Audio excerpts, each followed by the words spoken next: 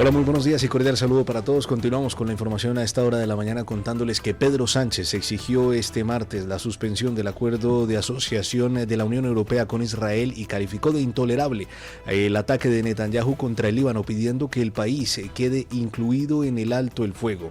Las declaraciones llegan en plena crisis diplomática con Estados Unidos por el veto español a las bases militares y el cierre del espacio aéreo a vuelos relacionados con la guerra en Irán.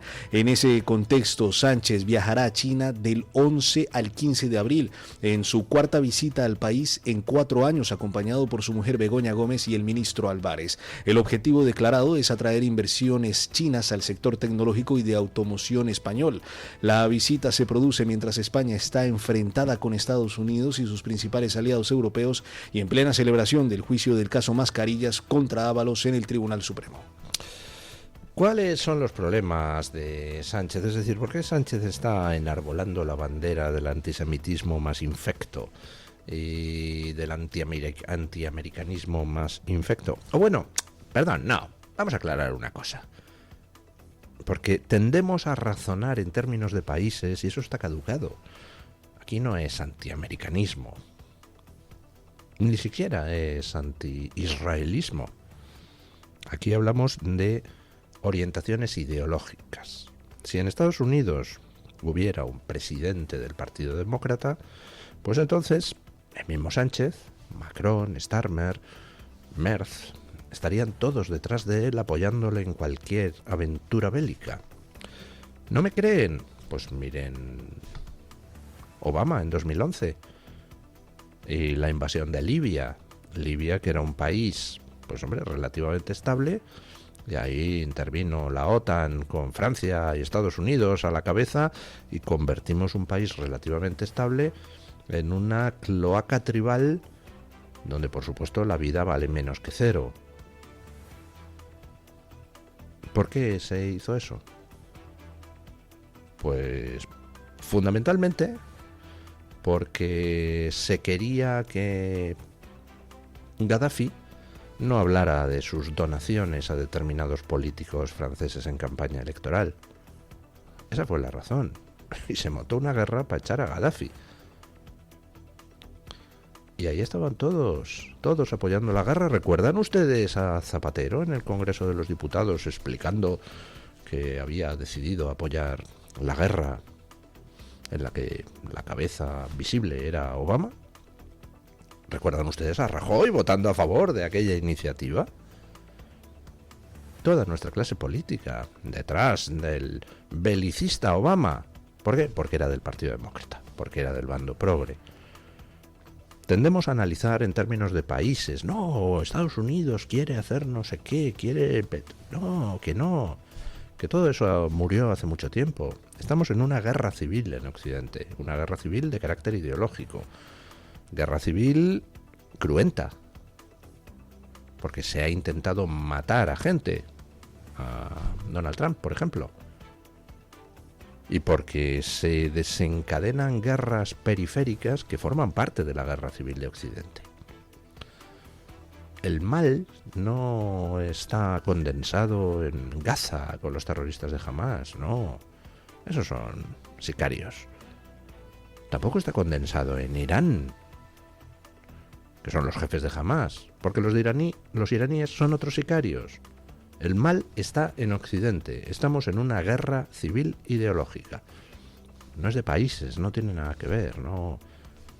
Es exactamente una guerra entre un sector de la clase política que, gracias a una infiltración de décadas, pues ha estado a punto de hacerse con el control absoluto en Occidente y destruir Occidente desde dentro, frente a otro sector que no estamos dispuestos a que se acabe con la democracia, con la libertad, con el sistema capitalista y que no nos da la gana que Occidente deje de ser Occidente.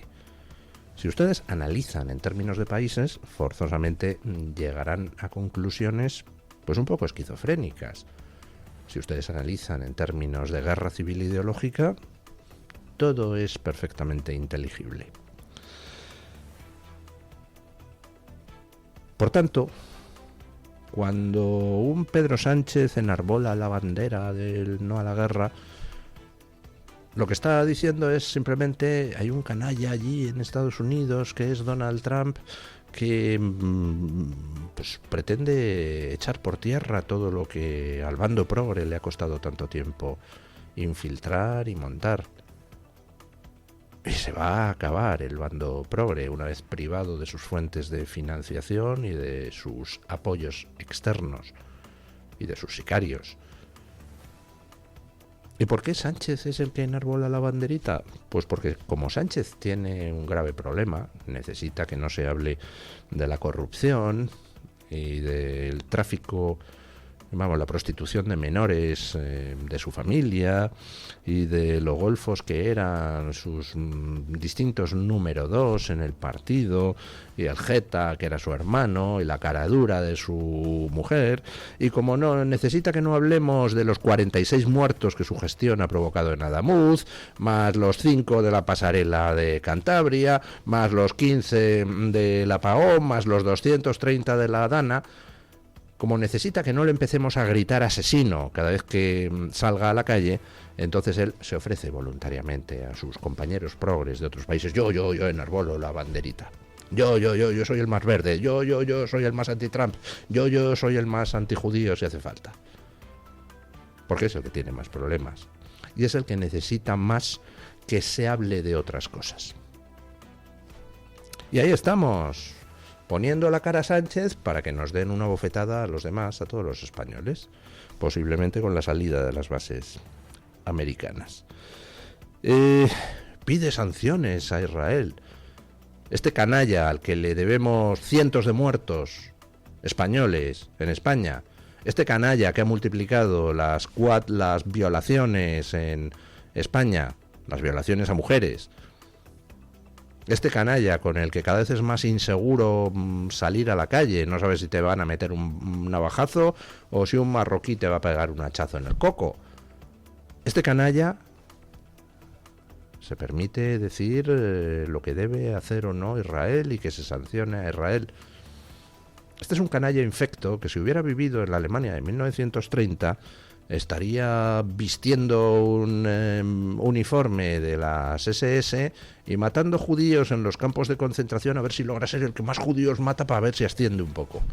Es ese tipo de canalla. Y ahora se va a China. Curioso, se va con Begoña. Yo ayer me preguntaba, ¿tiene China tratado de extradición? Porque, oye, sería una solución. Mira, se quedan allí, ya eluden la acción de la justicia y ya se las apañen Ábalos y los demás. Me gustaría saber dónde está el hermano de Sánchez estos días. Bueno, ¿tendremos suerte y se quedará en China ahí refugiado? Pues ojalá, pero vamos, no creo. Supongo que va a recibir instrucciones. A que le diga a Xi Jinping, oye, ¿qué te parece? Lo estoy haciendo bien, oponiéndome a Trump. Y a ver si cae algo, ¿no? Bueno, me pregunto si le habrá comprado los billetes para ir Rodríguez Zapatero, que se lleva muy bien con el régimen genocida de China. Es curioso cómo se llevan bien esta gentuza, Zapatero, Sánchez, con todos los regímenes con las manos manchadas de sangre. Con los iraníes, con los venezolanos, con los chinos. Y luego le van diciendo a Israel qué debe hacer y pretendiendo fingir que dan lecciones morales. Qué gentuza. Bueno, hablando de los muertos provocados por la gestión de Sánchez, ayer se ha producido otra filtración más de audios del apagón. Otra filtración que además ha estado seguida de algo inusual y que indica que el futuro para alguien vinculado al apagón empieza a ser un poco negro. Escuchen. Nuevos audios entregados al Senado demuestran que Red Eléctrica sabía desde enero de 2025, 3 meses antes del apagón, que el sistema eléctrico español estaba al límite. El 31 de enero, tras un vaivén eléctrico severo, los técnicos del operador admitieron que hoy ha sido muy gordo y anticiparon reuniones e informes internos. El diagnóstico era claro: exceso de fotovoltaica y falta de generación térmica y nuclear para estabilizar el sistema. En algún momento nos la damos, seguro casi. Llegaron a pronosticar semanas antes del cero del 28 de abril.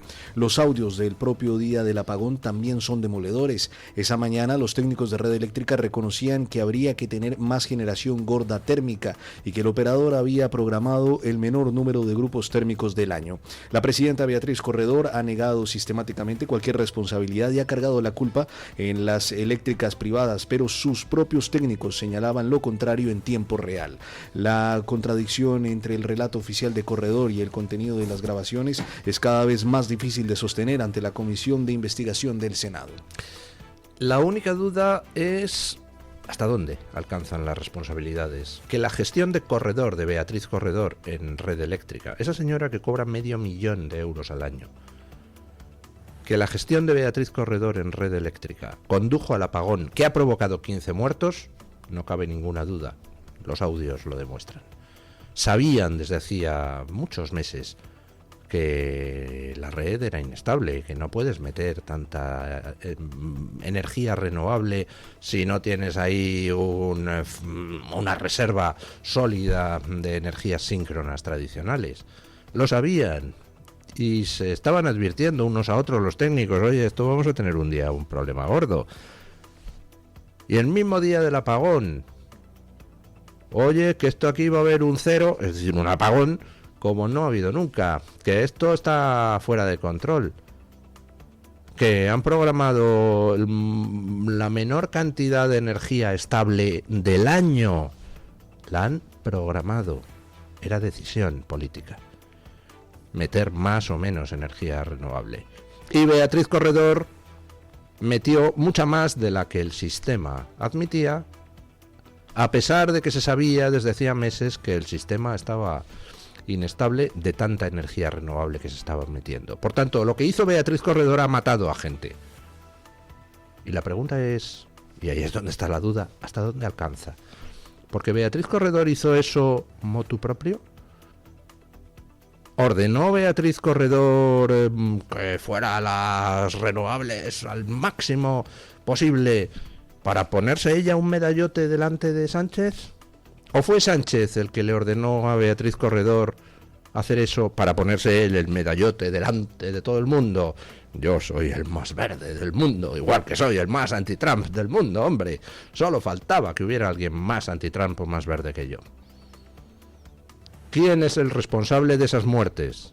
15 muertos por el apagón, 15 directos, que sepamos, por las noticias, personas que se quemaron porque el brasero que incendió la casa, personas cuyos equipos de soporte vital se quedaron sin energía eléctrica. 15 directos, pero los estudios de mortalidad de la Universidad Carlos III dicen que en los 3 días siguientes hubo un pico de 100 muertes, de más de 100 muertes adicionales a lo esperable. ¿Podemos empezar ya a llamar asesino al gobierno de Sánchez después de conocer estos audios? Sánchez, tu sprint antisemita, tu sprint goebbelsiano, tiene que ver con el hecho de que cada vez queda más claro que tu gestión mata españoles.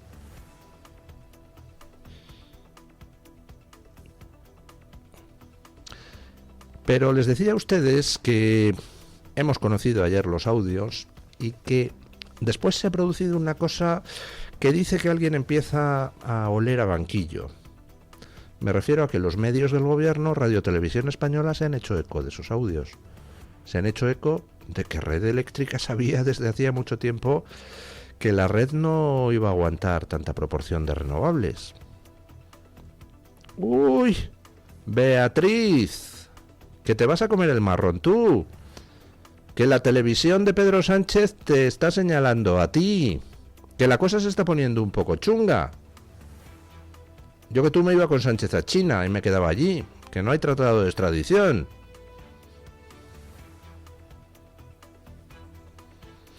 Y repito algo que dije el otro día. ¿Recuerdan ustedes el día del apagón? ¿Recuerdan ustedes cómo el canalla de Sánchez salió a decir que no descartaban el hackeo ruso? ¿Que el apagón fuera consecuencia de un ataque terrorista, un hackeo ruso? ¿Lo recuerdan ustedes, este sinvergüenza? Sabían perfectamente por qué se había producido el apagón y no tuvo empacho en salir a decir «ha sido Putin». Qué útil, ¿verdad, Putin? ¿Por qué se abrió en la Audiencia Nacional una investigación sobre eso del hackeo ruso para ver si era un atentado terrorista cuando sabía todo el mundo en el gobierno que no lo era? ¿Por qué la Audiencia Nacional abrió esa investigación y durmió durante muchos meses la investigación del apagón? ¿Fue a iniciativa de alguien del gobierno? ¿Fue a iniciativa de alguien de la Audiencia Nacional que motu propio decidió echar una manita al gobierno?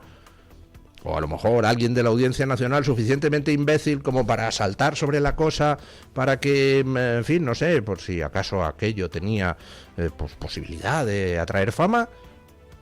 ¿Quién demonios abrió esa investigación? ¿Por qué? En la Audiencia Nacional. ¿Por qué se durmió la investigación del apagón durante muchos meses, en lugar de investigar desde el principio quién narices era responsable de al menos 15 homicidios voluntarios por meter más energía renovable de la debida en la red? Bueno, tenemos un gobierno de asquerosos mentirosos, que se dedica a colocar a gente que dice que es periodista y que son otros asquerosos mentirosos en los medios de comunicación que pagamos todos. Por ejemplo, acaba de la Federación de Asociaciones de Periodistas de España, que tampoco es precisamente la Fundación Francisco Franco, pues acaba de emitir un escrito de condena de Javier Ruiz, ese presentador colocado por Sánchez en Televisión Española, por mentir en directo en una entrevista a Isabel Pérez Moñino de Vox. Escuchen.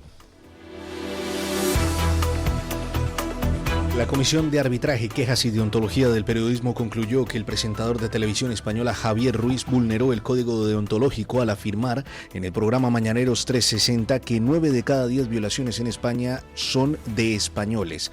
La afirmación, lanzada durante una entrevista a la portavoz de Vox Isabel Pérez Moñino, no fue acompañada de ninguna fuente ni contextualización. Tras revisar los datos del Ministerio del Interior, el órgano ético determinó que la cifra no responde a la verdad y que los registros oficiales reflejan una proporción relevante de autores extranjeros muy alejada del dato expuesto en el programa. Es el segundo varapalo reciente para Javier Ruiz, quien ya había protagonizado una polémica con el excomisario Villarejo y recibió críticas del Consejo de Informativos de Televisión Española por incumplir de forma habitual y reiterada las normas de elaboración informativa de la corporación pública. La portavoz de Vox, Pérez Moñino, calificó al presentador de embustero y acusó a Televisión Española de ser el brazo mediático de un gobierno que necesita lanzar bulos. No se ha pillado a un periodista mintiendo descaradamente, han pillado al sistema. Tenemos que decirlo muy claro. Este caso no es una excepción, es el método. Los españoles lo saben en lo que se ha convertido Televisión Española. Porque cuando el gobierno y los poderosos meten la mano en los medios, la información deja de ser información y se convierte en propaganda. Propaganda sostenida con los impuestos de millones de españoles que tienen que soportar cómo se les miente a la cara usando su propio dinero. Efectivamente. Se nos miente a la cara pagando a esta... que no son periodistas. Son simplemente agentes de intoxicación. Y les pagan con nuestro dinero, con nuestros impuestos. Claro, con razón. Este gobierno resulta que nos da unos servicios asquerosos, pero está ingresando más que nunca por impuestos. Tiene que pagar a mucha gente para tratar de mantenerse en el poder, incluso recurriendo a la mentira. Y encima tienen la jeta de salir a decir que hay que combatir los bulos y la desinformación. Vosotros sois los generadores de bulos. Vosotros sois los generadores de desinformación. Y ponéis, por ejemplo, a Javier Ruiz, que es un mentiroso profesional. Pero les invito a hacer a ustedes un ejercicio, porque ayer salió la noticia, la FAPE condena a Javier Ruiz por mentir en una entrevista diciendo que 9 de cada 10 violadores eran españoles. Y resulta que ves la noticia, anda, y no aparece mencionado a quién estaba entrevistando en ese momento Javier Ruiz. Ha desaparecido Vox, ha desaparecido Isabel Pérez Moñino. Sale la noticia de que la FAPE le ha condenado por mentir en una entrevista. Alguien ha entrevistado a alguien. Javier Ruiz es un intoxicador profesional y los periodistas al servicio del PP y del PSOE que cogen la noticia de que ha mentido Javier Ruiz y eliminan cualquier referencia a Vox o a Isabel Pérez Moñino, ¿esos qué son? ¿Los calificamos como grandes periodistas y referentes éticos o también como unos manipuladores? Me hacía mucha gracia porque los titulares ayer eran la FAPE condena a Javier Ruiz por mentir y no quedaba muy claro por qué, con lo cual todo el mundo pensaba que era por haber mentido en lo de que no conocía a Villarejo. Y resulta que es que en la noticia ya te metías y decías, no, es que había dicho que 9 de cada 10 violadores eran españoles. Lo había dicho en una entrevista, pero ¿en una entrevista a quién? He tenido que buscarlo, ¿a quién había entrevistado? Pero hombre, queridos colegas, y ahora tendremos a los colegas que eliminan cualquier referencia a Vox y a Isabel Pérez Moñino, no sea que se lleve algún voto Vox, a esos colegas señalando a Javier Ruiz por mentir. Joder, tíos, vaya huevazos. En fin, qué país, Miquel Arena. Y mientras tanto, pues en urgencias en un hospital catalán, hasta 7 días de espera en urgencias. Hasta 7 días. Escuchen. El Hospital del Mar de Barcelona registró este 7 de abril 220 pacientes en urgencias, con 70 de ellos esperando más de 24 horas. El caso más grave es un paciente de 80 años que llevaba más de 170 horas, casi 7 días y medio, en una camilla de urgencias sin ser ingresado. Le siguen pacientes de 79, 81, 83, 87 y 88 años, con esperas de entre 99 y 139 horas. La mayoría de los afectados son personas mayores de 80 años. La situación de urgencias con pacientes ancianos esperando días en pasillos contrasta con la aprobación esta misma semana del Real Decreto del Gobierno que garantiza atención sanitaria inmediata a todos los inmigrantes en situación irregular mediante una simple declaración responsable. O sea, mientras que ancianos españoles tienen que esperar 7 días en urgencias, porque es que no hay camas para llevarles, resulta que Sánchez va a regalar sanidad gratuita adicional a entre 500.000 y 2 millones de tíos más irregulares. Bueno, pues ¿qué quieren que les diga? Mientras los españoles sigamos votando a esta basura y a los que pues, no sé si tienen interés en acabar con esa basura o simplemente heredar, pues seguiremos teniendo el mismo problema. La cosa es muy simple. El que manda aprieta al que tiene abajo. Si el de abajo no se queja, sigue apretando. Si el de abajo dice solo ay, pues aprieta más, dice todavía respira.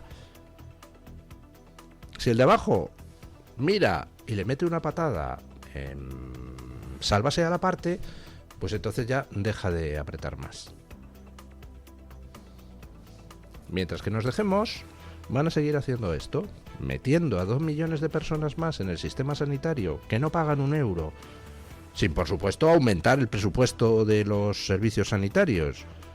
Y que no hay recursos, pues que los ancianos españoles de 80 años se esperen 7 días en urgencias de un hospital. En fin, vamos a una breve pausa publicitaria y a las noticias de las 8.